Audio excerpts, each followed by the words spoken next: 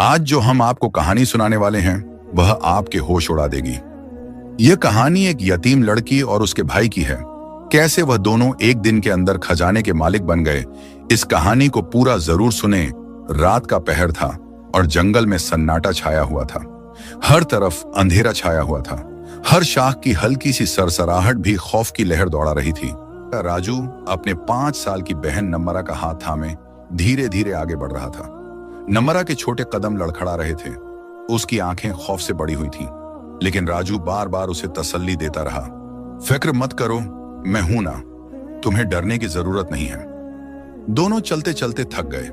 जंगल की सर्दी उनके जिस्मों में उतर रही थी। आखिरकार वह एक बड़े दरख्त के साथ टेक लगाकर बैठ गए। नम्रा अपने भाई के एक अंदाजे से लगकर बैठी। उसके नन्हे हाथ अभी भी राजू के हाथ में मजबूती से जकड़े हुए थे। राजू की आंखों में नींद के आसार न थे। उसका दिल तेज धड़क रहा था। दिमाग में ख्यालात का तूफान चल रहा था। कल का मंजर उसके जहन में घूम रहा था। चाची ने नम्रा और राजू पर अपने सोने की चैन चोरी होने का इल्जाम लगा दिया था। राजू रोता रहा और कहता रहा, चाची, हमने कोई चोरी नहीं की, हम चोर नहीं हैं। मगर नजमा बेगम ने एक भी न सुनी। दोनों को कमरे में बंद कर दिया गया। पूरा एक दिन दोनों बच्चे भूखे प्यासे कमरे में बंद रहे। आंखों से आंसू बहते रहे और राजू बार बार नम्रा को तसल्ली देता रहा कि फिक्र मत कर नम्रा, दरवाजा खुलने पर मैं तेरे लिए अच्छा खाना ले आऊंगा।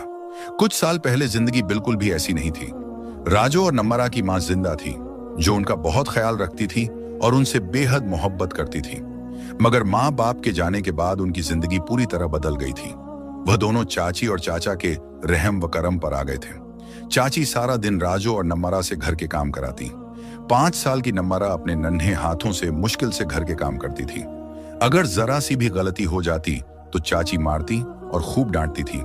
ये जुल्म और सितम सहते सहते दोनों बच्चे अब थक चुके थे और कल तो हद ही हो गई थी।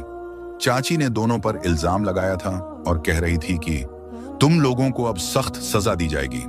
उस रात राजू ने नम्रा का हाथ थामा और इस घर को हमेशा के लिए अलविदा कह दिया।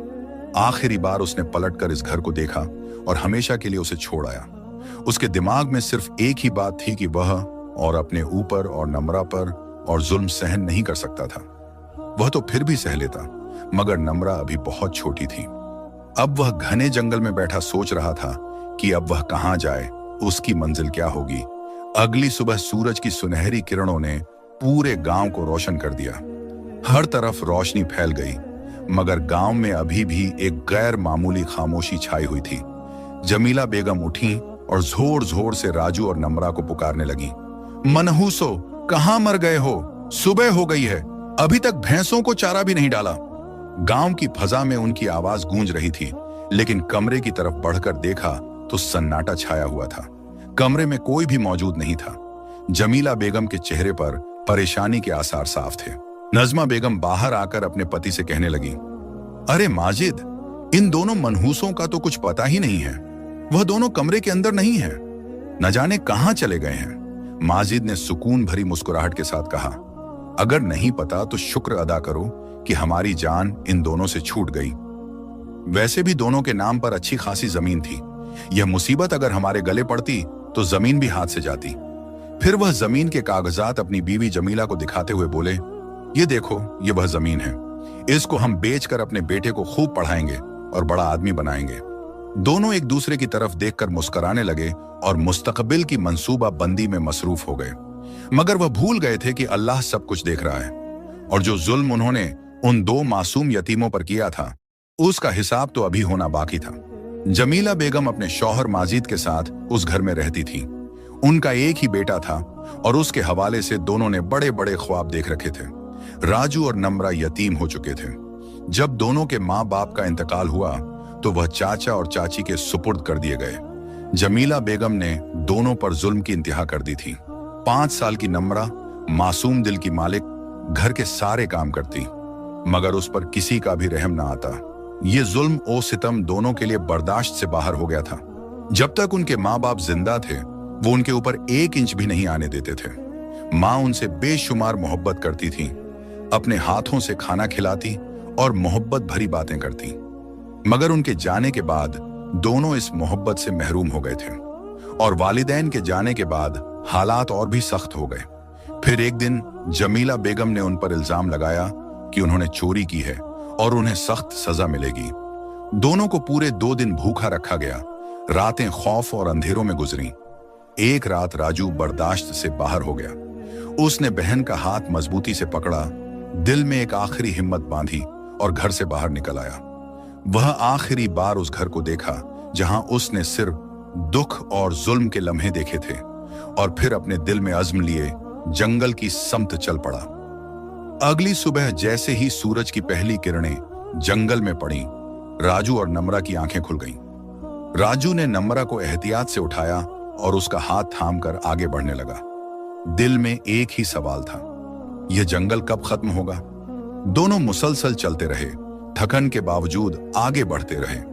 आखिरकार जंगल खत्म हुआ और उनकी नजर एक बड़े दरिया पर पड़ी।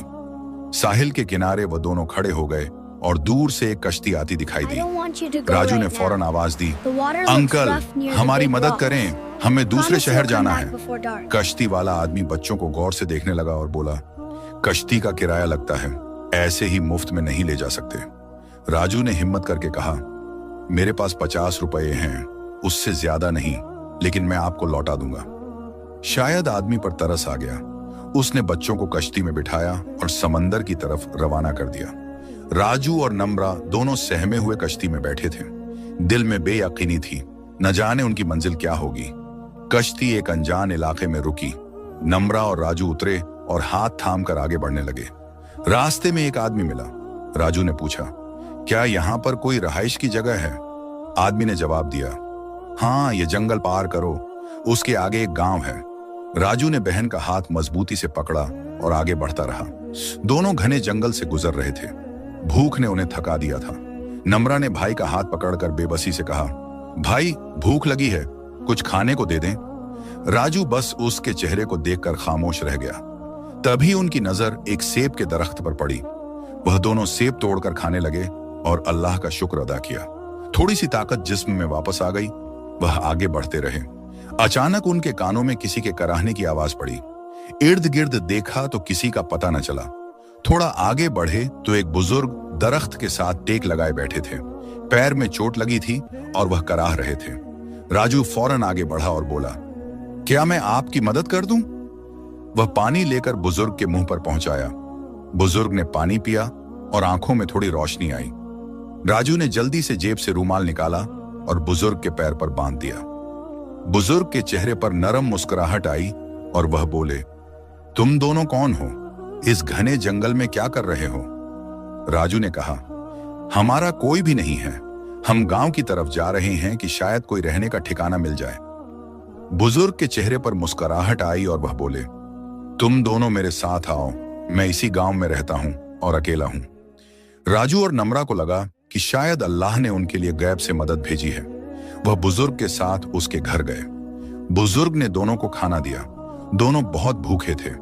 खाना खाने के बाद उन्होंने बुजुर्ग का शुक्रिया अदा किया और यूं एक नई जिंदगी राजू और नम्रा के लिए शुरू हो गई। बुजुर्ग बूढ़े हो चुके थे और ज्यादा काम नहीं कर सकते थे, लेकिन राजू उन पर बोझ नहीं बनना चाहता था। इसीलिए वह रोज जंगल जाता, जितनी ताकत होती लकड़ियां काटता और घर ले आता। अगले रोज बुजुर्ग उन्हें बाजार भेजते ताकि वह लकड़ियां बेचें। नम्रा बुजुर्ग के पास बैठी रहती। बुजुर्ग एक माहिर हकीम थे, जड़ी बूटियों और दवाइयों का इल्म रखते थे और पुरानी से पुरानी बीमारियों का इलाज कर सकते थे। नम्रा सारा दिन उनके पास रहती और जड़ी बूटियों के बारे में सवाल करती। धीरे धीरे वक्त गुजरता गया और दोनों बच्चे बड़े होने लगे। नम्रा ने काफी हद तक जड़ी बूटियों और दवाइयों के बारे में मालूमात हासिल कर ली थी। एक दिन बुजुर्ग ने दोनों को पास बुलाया और कहा, आज तुम लोगों को मेरी अमानत मेरे पास लेकर आनी है। दोनों हैरान हुए और पूछा, कौन सी अमानत? बुजुर्ग ने कहा, जंगल में जाओ और फलाम दरख्त के पास गड्ढा खोदो, जो चीज मिले उसे मेरे पास ले आओ। राजू और नम्रा दोनों जंगल की तरफ रवाना हुए। बुजुर्ग के बताए हुए दरख्त के पास पहुंचकर खुदाई शुरू की। राजू खुदाई करते करते थक गया। तभी उनकी नजर एक संदूक पर पड़ी। जब दोनों ने संदूक बाहर निकाला और खोला तो उनकी आंखें हैरत से खुली की खुली रह गईं। पूरा संदूक कीमती हीरे जवाहरात से भरा हुआ था। दोनों ने संदूक बंद किया और घर की तरफ रवाना हो गए। घर आकर संदूक बुजुर्ग के सामने रखा और कहा, हम आपकी अमानत ले आए हैं। बुजुर्ग के चेहरे पर मुस्कुराहट आ गई और वह बोले, तुम दोनों ने मेरी अमानत सही सलामत मुंह तक पहुंचा दी है। तुम्हारी ईमानदारी से मैं बहुत खुश हुआ हूं। ये सब तुम लोगों का ही है। राजू और नम्रा हैरान रह गए। जिंदगी उनकी अब मुकम्मल बदल चुकी थी। उन्होंने बुजुर्ग के घर की जगह एक बहुत बड़ा महल तामीर करवाया, जहां एक बड़ा लंगर खाना खुलवाया गया। नम्रा ने अपने लिए दवाखाना भी बनवाया, जहां वो लोगों की बीमारियों का इलाज करने लगी। उसके हाथ में इतनी शिफा थी कि लोग दूर दूर से आते और उसकी तारीफ करते। दोनों जवान हो गए थे, मगर अब वह पहले जैसे गरीब और बेबस नहीं थे। आज उनके पास सब कुछ था और गांव के लोग उनकी बड़ी तारीफ करते थे। दूसरी तरफ माजिद, जिसने कभी यतीमों का हक खाया और उन पर जुल्म किया, आज लाचारी की जिंदगी गुजार रहा था। उसे एक शदीद बीमारी लाहिक हो गई थी, जिसकी वजह से उसकी टांग में हर वक्त दर्द रहता और वह चलने से खासिर हो गया था।